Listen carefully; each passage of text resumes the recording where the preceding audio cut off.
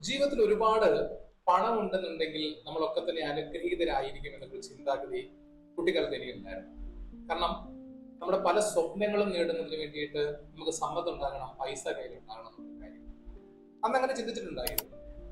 പക്ഷെ പിന്നീട് ജീവിതം ഇങ്ങനെ കടന്നുപോയപ്പോൾ തോന്നിയിട്ടുള്ളൊരു കാര്യം, പണത്തിനും അപ്പുറം നമുക്ക് വേണ്ടതായിട്ടുള്ള മറ്റു കുറെ കാര്യങ്ങൾ കൂടി.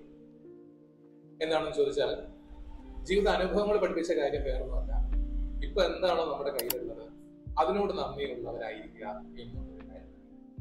ഗ്രാറ്റിറ്റ്യൂഡ് എന്ന് നമ്മൾ അതിന് ഇംഗ്ലീഷിൽ പറയും.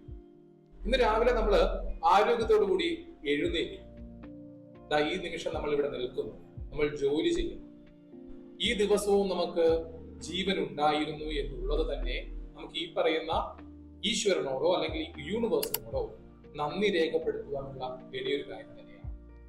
ഗ്രാറ്റിറ്റ്യൂഡ് എന്തൊക്കെ കാര്യങ്ങളാണോ ഇപ്പോൾ നമുക്കുള്ളത് അതിനോട് എപ്പോഴും നന്ദിയുള്ളവരായി നിന്നുകൊണ്ട് നമുക്ക് ആ ഒരു കടപ്പാട് പ്രകടിപ്പിക്കാൻ സാധിച്ചു കഴിഞ്ഞാൽ വീണ്ടും വീണ്ടും നമ്മുടെ ലൈഫിൽ ഇത്തരം തരത്തിലുള്ള ബ്ലെസ്സിങ്ങുകൾ ഉണ്ടാകും. ബൈബിളിലെ ഒരു വചനമുണ്ട്, ഉള്ളവന് വീണ്ടും വീണ്ടും നൽകും, ഇല്ലാത്തവന്റെ ഉള്ളതും കൂടെ എടുക്കും. ഇത് കേട്ട സമയത്ത് ഞാൻ വിചാരിച്ചൊരു കാര്യമുണ്ട്, ദൈവം എത്ര ദുഷ്ടനല്ലേ. കാരണം ഉള്ളവന് പിന്നെ പിന്നെ കൊടുക്കും, ഇല്ലാത്തവന്റെ ഉള്ളതും കൊടുക്കും. അതിന്റെ അർത്ഥം എന്താണ് എന്ന് മനസ്സിലാക്കാൻ ശ്രമിച്ചപ്പോഴാണ് പിന്നീട് എനിക്ക് മനസ്സിലായത്, ഗ്രാറ്റിറ്റ്യൂഡ് അല്ലെങ്കിൽ നന്ദി, ഉള്ളതിനോട് നന്ദി ഉള്ളവന് വീണ്ടും വീണ്ടും നൽകപ്പെടും, ഇല്ലാത്തവന്റെ ഗ്രാറ്റിറ്റ്യൂഡ് ഇല്ലാത്തവന്റെ ഉള്ളതും കൂടി എടുക്കും. തീർച്ചയായിട്ടും നമുക്ക് ഓരോരുത്തർക്കും ജീവിതത്തിൽ ഗ്രാറ്റിറ്റ്യൂഡ് ഉള്ളവരായിരിക്കാം. ആൻഡ് ദിസ് ഈസ് ജിസ്നോ by Jishnu a general talk.